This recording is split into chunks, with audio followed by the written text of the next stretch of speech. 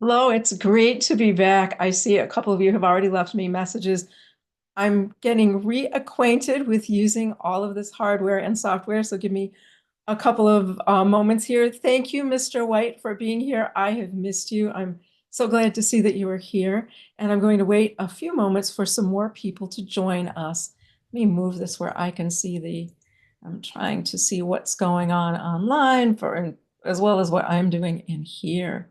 So for those of you who are new to Mrs. Q Live, um, I am Mrs. Q, and welcome to my home.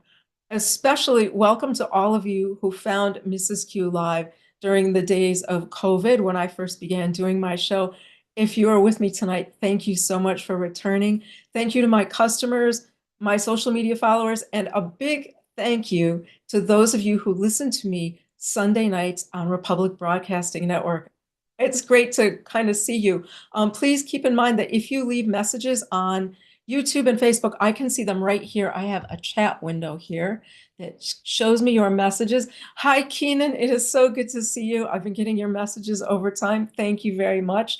Oh, wow. It's so great to see so many of you here tonight as you all come into my parlor. So for those of you who don't know, this is how Mrs. Q Live works.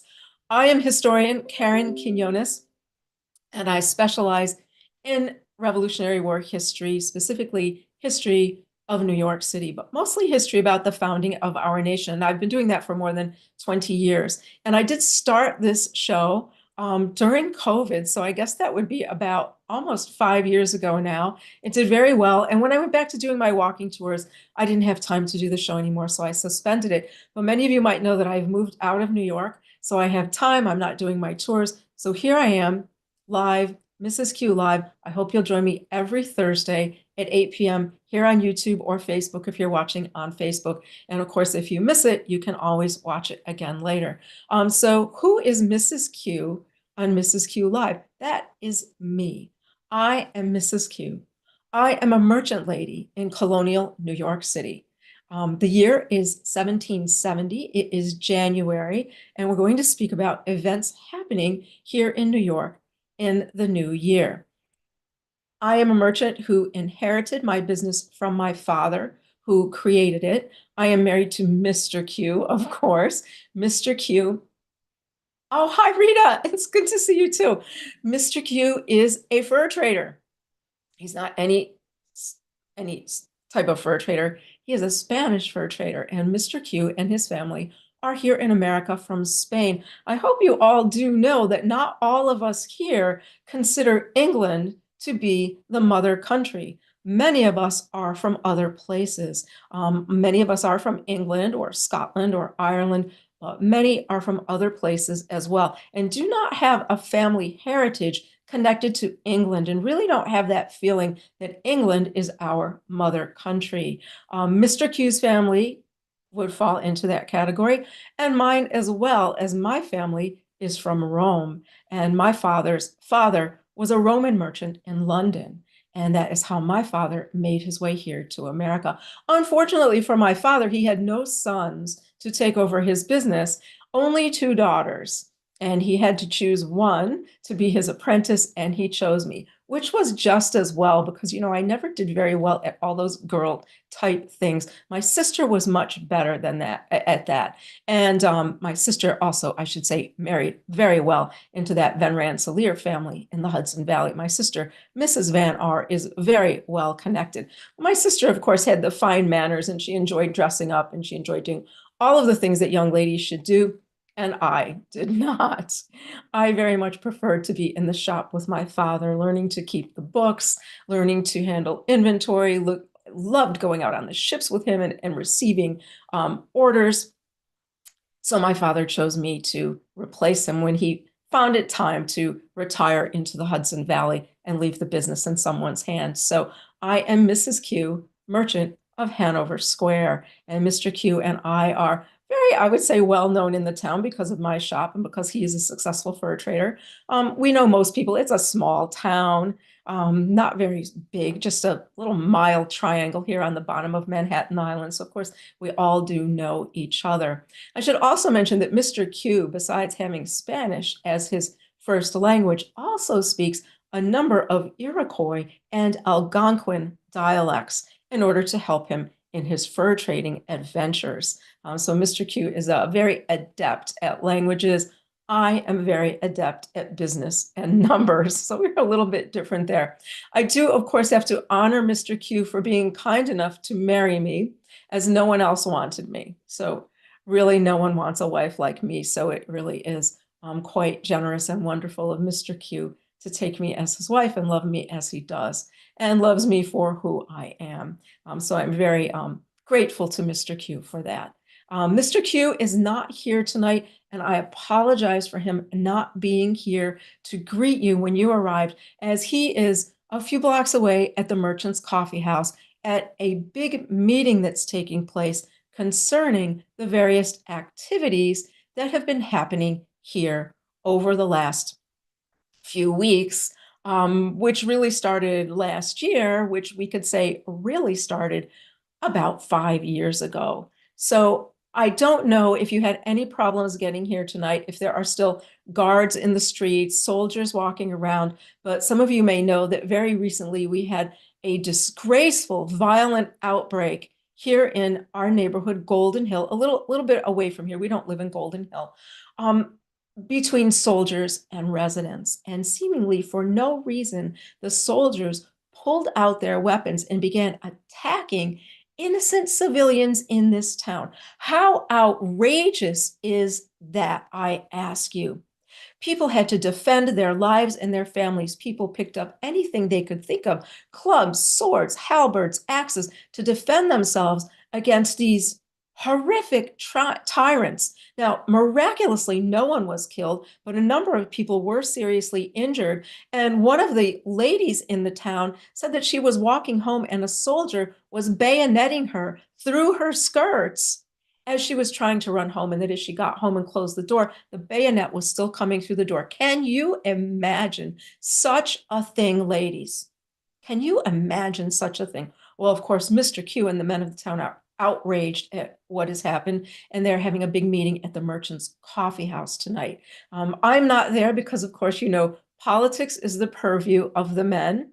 We ladies stay out of that. And even though I am a businesswoman and a merchant, and I'm a member of the Chamber of Commerce, I still stay away from politics and leave that to Mr. Q, because I'm quite sure that whatever Mr. Q's opinions are on these things, that I will be very happy with them. I trust Mr. Q to represent us as a family and also both of our business interests. So Mr. Q is off at the Merchant's Coffee House. Maybe he'll come back while we're talking and he might have a few words to say, but maybe not. So how did all of this trouble start? Here we are, January, a new year of 1770. Many of us thought maybe the problems of last year would calm down by now, but now we found that they seem to be escalating to an intolerable situation. So how did all of this start? Well, I think the only way I can explain this is to go back in time. Oh, I would say maybe 5 years now, to 1765, and the imposition of something called the Stamp Act. The Stamp Act, a tax on paper in order to pay for the British Empire's wars, what we call here the French and Indian War, what they call the 7 Years' War. So to pay for this war, they decided to tax us and tax our use of paper and other objects. Now, in doing this, they said that this war benefited us. But I ask you, really, I know I'm not supposed to talk about politics, but Mr. Q isn't here, so I will. I ask you, really and truly, does the interest of England and France uniting with two native tribes that have been at war with each other for who knows how long, maybe as long as England and France, how they going to war in the northern part of this land benefits the people of America? How does it benefit us?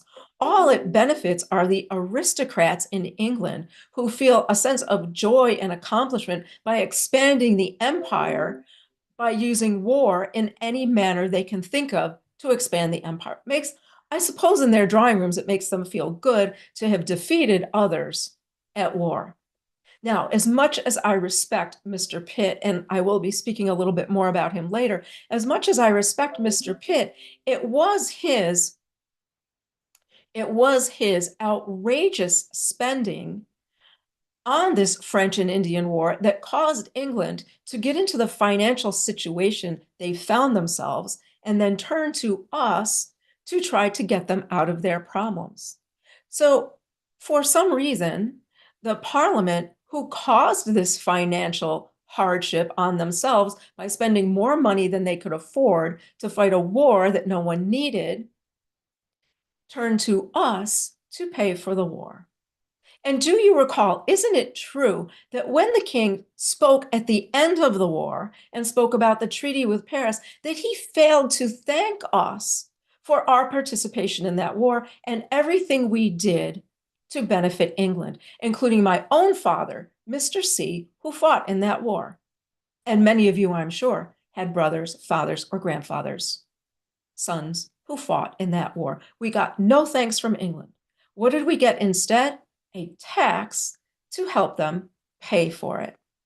And that, my friends, was only the beginning of the long road that got us to where we are today, with soldiers and gentlemen attacking each other in the streets. A completely intolerable situation. Now, as you might know, the stamp tax ultimately failed, and that we all joined up in America and refused to do any business with England unless they repealed the stamp tax. And that wasn't after a lot of problems that we had here. All of a sudden, our tranquil town was turned into a madhouse. People protesting in the streets, people dragging people through the streets, people hanging people up by the seat of their pants on the commons from the Liberty Pole. Oh, the Liberty Pole. The Liberty Pole. Another story that I will get to. All sorts of mayhem happening in the summer of 1765 as a result of the Stamp Act. Well, eventually, as you know, we all united. We refused to do business with England. We learned about our economic power over England by refusing to trade with them. And wouldn't you know, England repealed the Stamp Act almost a year to the day that they passed it. And we were all happy here. The king had heard our pleas. The king looked upon us in the colonies as a part of his family, as his children. He repealed the odious stamp against us, and we all thought everything would go back to normal. And we put up a liberty pole on the commons, a liberty pole to celebrate our liberty having been recognized by the crown. So the Liberty Pole was placed on the commons by the gentlemen of the town with a banner on the top, or a sign that said Liberty, another sign that said George III, in thanks to the king for recognizing our pleas and repealing the Stamp Act, and a third sign in honor of Mr. Pitt, William Pitt, the leader of England's Whigs, who had been against the Stamp Act from the start. Now, I did mention that Mr. Pitt was primarily responsible for the debt, but he had other ideas about how England could pay that debt and was against taxing us for it. He had much better ideas about how money could be raised for that. So we enjoyed the support of Mr. Pitt at that time. Some of you might know him as Lord Chatham. So Mr. Pitt supported us, and we put a Pitt sign on that pole. Now, the pole was right near the army barracks on the commons, and the soldiers cut it down. And the gentlemen of the town wound up putting up 2 more poles. Well, they were both chopped down by the soldiers, each time causing a riot on the commons. Well, when the gentlemen got to their 4th pole, they put iron grid around the bottom to protect it. That lasted for a time, until one night, some of the men of the town were walking across the commons to go to Lady Montaigne's tavern, and the soldiers were out with their muskets pointed out in a big circle around the pole, protecting some gentlemen in the middle who were boring a hole in the base of the pole, stuffing it with gunpowder, and attaching a fuse to blow it up. Well, they lit the fuse burned, it went out. The gentlemen in the town all started laughing and jeering at the soldiers, and a major riot started, which made its way to Montaigne's tavern, where the tavern was almost destroyed. All of the men ran off, leaving no one to pay for the damages. A few nights later, the soldiers returned and in the middle of the night blew up the pole, cut it into pieces, and used them to block the entrance to Montaigne's tavern. All sorts of terrible things going on, weren't they? So now, so now, I'm just laughing at the idea of all of these men running around acting like savages throughout the town. So now the Sons of Liberty put up their own pole in a different part of the Commons, and that's the pole that still remains there today. So that is the story of the Liberty Poles. So now, the Liberty Poles span quite a period of time, from 1765 to the Stamp Act to now 1770, now that the fifth pole has been erected on the Commons. So other things have been happening during that time. And I just want to check some messages here and see what we have. Oh, it's so good to get, thank you. It's so good to hear from everyone. Thank you so much for your comments, your positive comments. Thank you.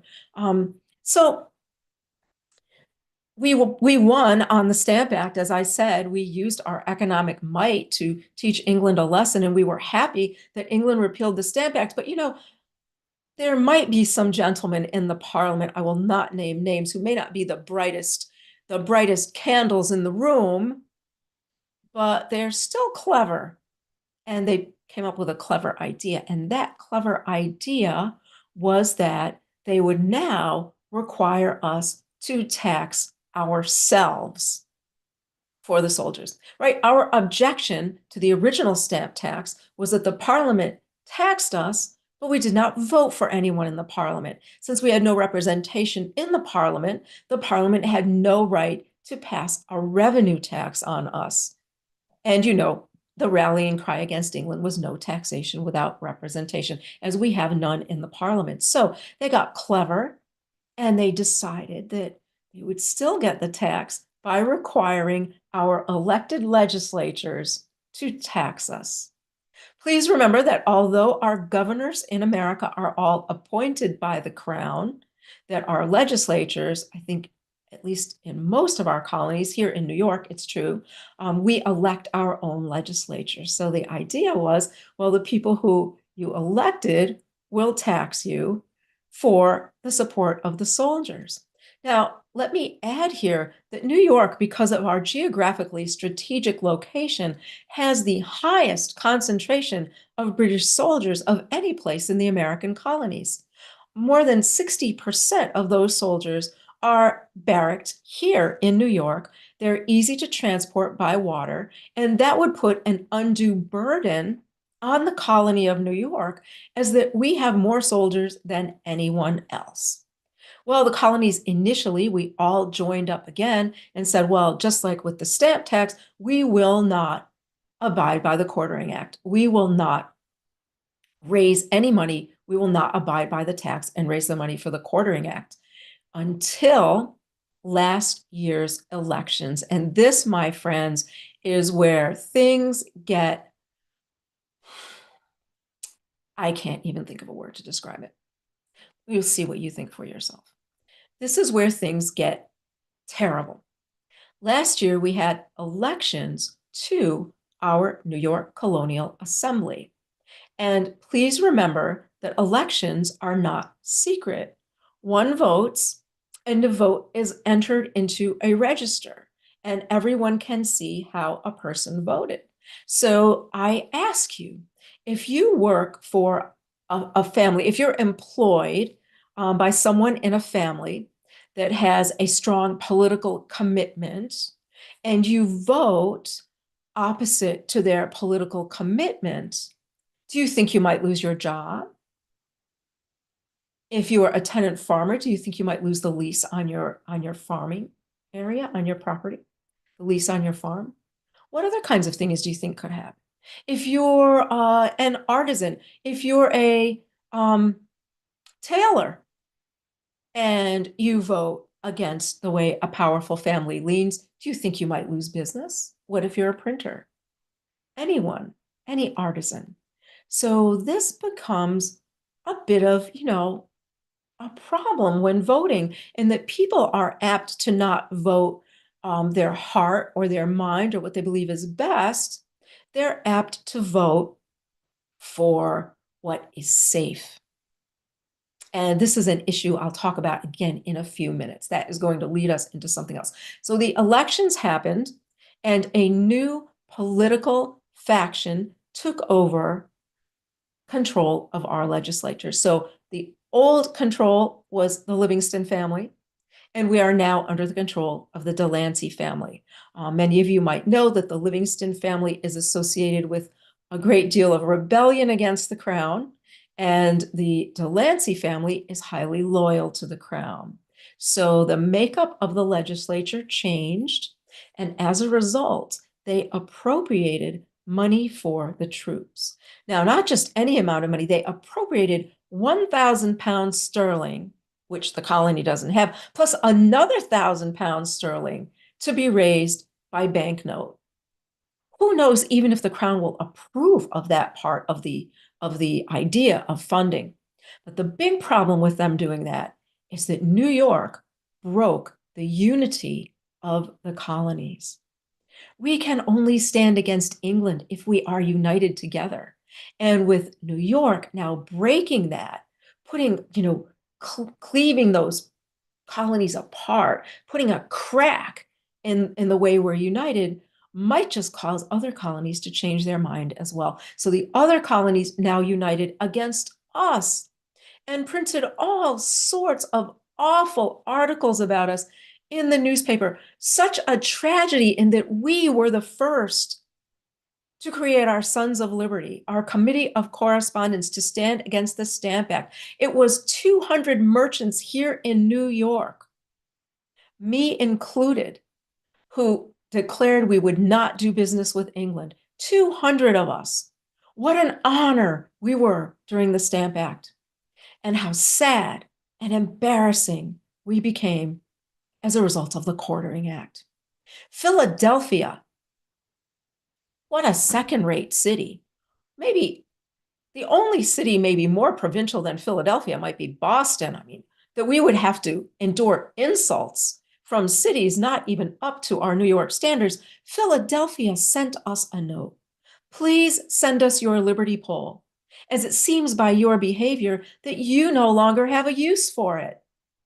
Can you imagine? Well, as a result of all of that, a broadside appeared in our town. And if you don't know what a broadside is, I happen to have a copy here to show you. And here it is.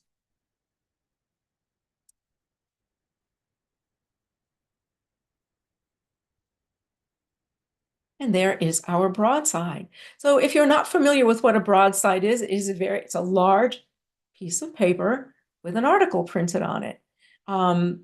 Usually signed by a pseudonym and expressing someone's opinion. These are quite common. They appear all the time around the town, and it is a way for the educated gentlemen in this town to debate various types of subjects. And there are some unwritten but observed rules to writing your broadside. The first is you're going to be informative, right? Your broadside must tell a story.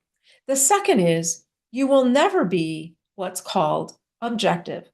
The broadside is always a personal opinion. So there's no objectivity in broadside. So generally, to understand a debate that's going on, it's required that you read the whole series of broadsides on a subject so you can see the arguing going back and forth. And the third is that it must be amusing in an insulting manner. Remember, these are many gentlemen writing these who are practicing their rhetorical skills, some of them, maybe most of them, being lawyers or very well-educated gentlemen. So this is truly an art form, the debate we see in these broadsides. And I think you can probably see the title to this one. It says, "To the Betrayed Inhabitants of the City and Colony of New York."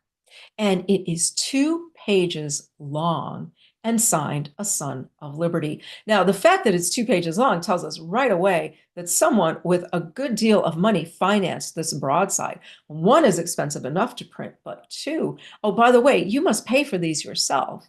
These are things that you pay to have printed. So it's at your own expense that you issue a broadside. So we know that someone with a great deal of financial ability paid for this broadside. And the author simply says that the people of New York have been cheated by our assembly. It says, look at them. If they cared anything for you, they would stand with our brothers in the other colonies and oppose this tax. But by raising this money, they've shown all they care about is the family through whose wealth and patronage they got elected, the Delanceys. Voter fraud. He is suggesting that there was voter fraud in the election. And he says, and the Delanceys, of course, we know, are associates of the crown. And there's a lot more in there. Excuse me. There's a lot more in there that I won't bother you with, but that is essentially what's in the broadside. Now, after this, some follow-up broadsides appeared that went on to suggest that the Delancey family or their associates paid people to vote in specific ways, offered people jobs for their votes, and also threatened people who they did business with, who they heard might vote against them. So that comes out in an anonymous subsequent broadside. And then another debate is spawned by this broadside that perhaps we should have a secret ballot. And so far, that debate is still in its infancy, and we'll see where that goes. Well, this came out, and of course, the Delancey family and their associates were not happy about it. And the governor, Cadwallader Colden, and let me say, Mr. Colden recently has resumed the governorship of New York as our crown-appointed governor, Robert Hunter, died last year. So after the death of Governor Hunter, Governor Colden is filling in again, and he has filled in so many times over so many years, I just can't even remember how much. But now we have Governor Colden back, and he issued this response. I really should leave this box up. And there it is. And you can see, issued by Cadwallader Colden, Esquire, a proclamation. And in this proclamation, they declare to the betrayed inhabitants to be false, malicious, seditious libel against the government. And they go on to offer a 100 sterling reward to anyone, cash reward to anyone who would give up the author of the broadside. My friends, 100 pounds sterling cash is an enormous amount of money. One of the ways a gentleman votes in New York is to have an estate valued at 40 pounds. Why, that would allow 2 men to vote.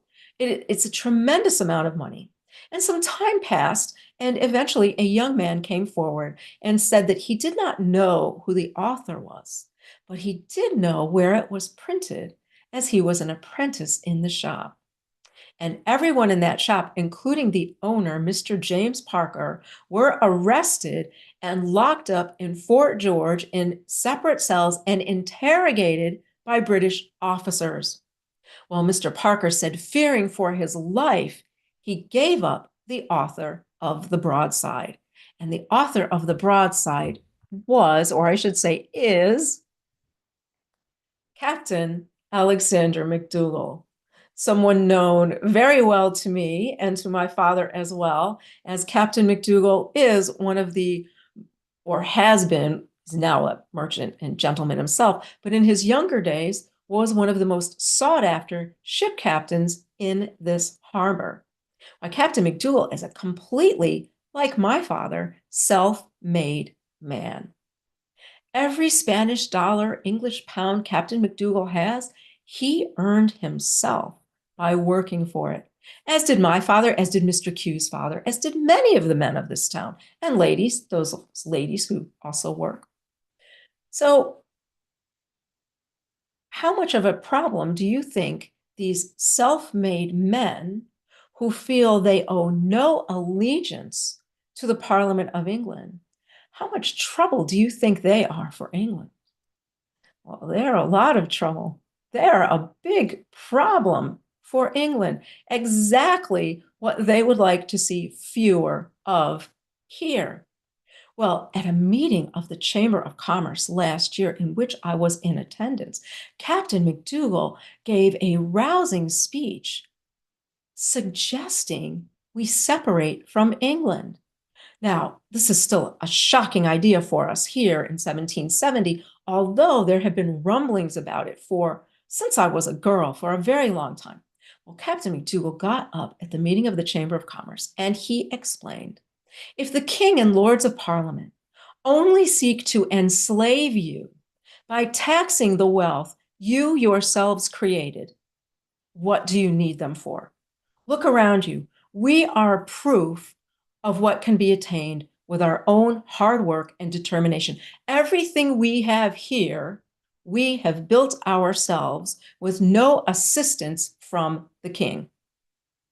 And a fellow merchant, I will not say who it was, protect this person's identity. I wouldn't want anyone at their door committing any type of mischief in the night. Another merchant got up and said, Captain McDougall, I agree with all you say. But if we don't have the king's navy to protect our ships at sea, who would protect them? A good point, I must admit. Captain McDougall, though, was not daunted. He arose and he said, if you don't fly the king's flag, his enemies no longer would be yours. And how controversial is that? What he is suggesting is that we don't fly the king's flag because we should not be a part of Great Britain. What an incredible speech. What an idea. Can you even contemplate of it? Us one day not being a part of Great Britain.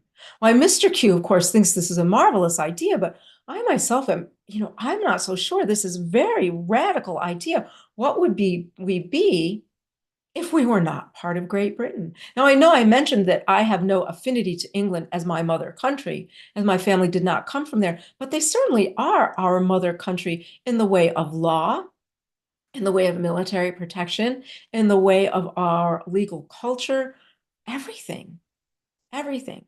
And to be honest, part of the reason we have a good life here is because we are a part of the British Empire, or at least we had a good life until the corrupt House of Commons, House of Lords, and others in the government of England looked to us to get them out of their self-made financial problems. How is it that someone here who lives in a modest home like ours ought to pay for the financial mistakes of some lord who lives on a huge manor in England? Why, that is ridiculous. Any idea of it is ridiculous.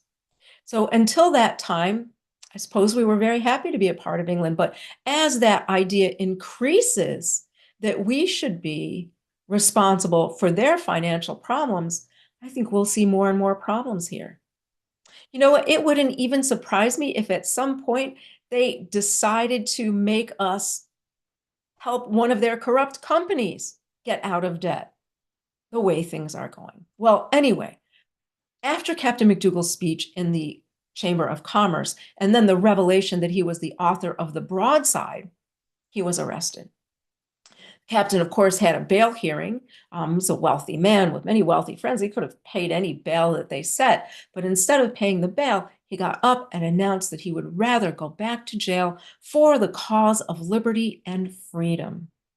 And the courtroom erupted into cheering, foot stomping, and applause, and Captain McDougall was hauled off to jail in the basement of the city hall, where, since he was imprisoned, gentlemen like Mr. Q have been meeting daily to cheer for him. Now, the captain's arrest warrant was number 45, which connects us to the great member of Parliament, John Wilkes, another defender of us here in the colonies, and Mr. Wilkes, having spent time in jail himself for his magazine, The North Briton, having issue number 45 declared to be so seditious he was jailed. Well, Mr. Wilkes, being a brilliant man, claims parliamentary exception, and that as a member of parliament, he couldn't be jailed for his free speech. He had to be released. He then went on to sue all of the royal magistrates who entered his property to arrest him for trespassing. So since Captain McDougall's arrest warrant was number 45, he became the Wilkes of the colonies. And I said to Mr. Q, don't you think someone there would have looked at the number 45 and said, perhaps we should skip number 45 and go to number 46, as this might cause us more trouble than we want? But instead, they use the number 45. So the gentlemen are out there every day cheering for Captain McDougall 45 times. And occasionally they will toast him 45 times and do other types of things in the sequences of 45 while Captain McDougall is in the jail. And this is going on daily now, with the crowds getting bigger and bigger every day. While the captain himself has placed a classified ad in the paper telling everyone that he is still receiving all of us with whom he does business daily in the jail between 3 and 6 p.m. daily. So any of us who have business with the captain, let's go to the jail to conduct that business. So that is still, of course, progressing. And that brings us into the riot that occurred a couple of weeks ago. So Captain McDougall is in the jail. And while he was in the jail, yet another broadside appeared, purported to have been written by Captain McDougall. And I don't have a copy of that broadside, but I don't want to keep that one up in front of you. This broadside was written by a gentleman who called himself Brutus, and it was quite harsh on the troops. And in it, Brutus said, we shouldn't pay an additional penny for these soldiers. Look at what they do: drink, fight, carouse, spend their time in the brothels. They're a threat to the peace, safety, and liberty of all the good people in this town. And if we pay this new tax, now we'll be paying too. And please excuse me for the language to come. Now we'll be paying too, one for them and one for the support of their whores and bastards in the poorhouse. Well, of course it's scandalous, but it's so true, isn't it? It's so true, isn't it? So now we'll be paying two taxes, one for them and one for their illegitimate children and, mistresses that we already pay to support the poorhouse. Well, that made the soldiers quite unhappy, and they wrote one of their own. And on the top, they put a little poem: God and a soldier, all men do adore, in time of war, but not before. When war is over and all things righted, God is forgotten, the soldier slighted. Well, how true may that be? Indeed. And then they went on to insult the Sons of Liberty. But throughout the broadside, they do not print the words Sons of Liberty or Liberty Boys, because just the names of those organizations are considered to be too profane to be spoken in public. And they go on to say, we're not the problem here. The true threat is that drunken mob, the Sons of Liberty, whose whole identity is based on the Liberty pole stuck in the ground they worship like an idol. And that, of course, caused all of the problems. The Liberty pole was then blown up, the large riot occurred, and soon after the riot, we've now begun to call the Battle of Golden Hill. And so our town is now on edge, always wondering when the soldiers might decide to attack us again. Captain McDougall is still sitting in the jail. Who knows how long he'll be there, as they seem to be drawing out his hearing. There is only one witness to the crime, and that would be the printer, James Parker. Parker, is not a well man, so let's hope he survives long enough, or maybe I hope they're hoping he survives long enough to give testimony against Captain McDougall, because, if anything was to happen to James Parker, why, there would be no charges against Captain McDougall. And this is the sad state of our once beautiful city, is that we now cannot trust the soldiers who have lived among us for so long.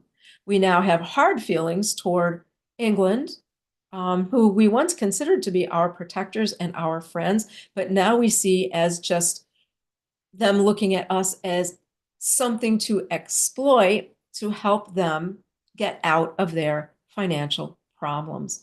So this is a terrible time. And by the way, you know how the Sons of Liberty got their name, do you? This was from another great gentleman in the Parliament, Mr. Isaac Barré. Mr. Isaac Barré was a colonel. He fought in the French and Indian War, but also a supporter of us here in the colonies. And Prime Minister Lord Northwick, this big speech, they publish all of these in the newspaper, and who actually reads the whole thing? You just kind of skim through to see what these people are saying. And Lord North had a big speech about how we in the colonies are what we are because we have been so well nurtured and cared for by England. And Colonel Barré got up and said, nurtured? They are what they are because we have ignored them. They have gone there, risking their lives, gone to this hostile land, and with their own hands have built everything they have there. Nurtured them. We've ignored them. To their benefit, they have been ignored. The true sons of liberty are the men who went there, risking their lives to start over. And our committee of correspondents took the name Sons of Liberty from Colonel Barré's speech. And I heard that just this year, 1770, there is a town in Pennsylvania named for Mr. Wilkes and Mr. Barré. Interesting, isn't it? A rebel town, I'm sure. So that is my story of January 1770 and where things stand here in New York. I don't know what the week will bring us, but I will be back next week to update you on whatever is happening here. Perhaps we'll pick another date in history to talk about. And maybe Mr. Q will join us next week. Maybe if not in person, maybe we might just get him to say a few words of hello. So thank you all for joining me. I'm going to check if you have any questions for me. Please put them in the chat. Please put them in the chat and I'll be happy to answer them. For those of you who miss my tours in New York, I do miss them very much myself. I have been in talks with Kyle Jenks of Philadelphia, who some of you might know, who portrays James Madison. We have been discussing Mr. Q and James Madison doing a tour of Philadelphia this summer. I think a couple of times a month we're planning to do it. And for those of you who took my Revolutionary War tour, it'll be a similar structure to that, following the events of the Revolutionary War. And, as Mrs. Q will be there, we'll spend a great deal of time talking about the great Major John Andre and the party Meschianza that was held in 1778. So I hope all of you have a wonderful week. If there's a subject you'd like me to cover, a date in history, please let me know. For my friends who listen at RBN, Republic Broadcasting Network, I will be with you Sunday night at 9 p.m. For those of you who don't know about that, every Sunday night at 9, I do a 2-hour history course on Republic Broadcasting Network. You can find it on their website, and I talk about American history there. So, but as my 21st century person, not as my 18th century person. So from Mr. and Mrs. Q, Mr. Q and I bid you farewell until we meet the next time. Thank you for coming to my home.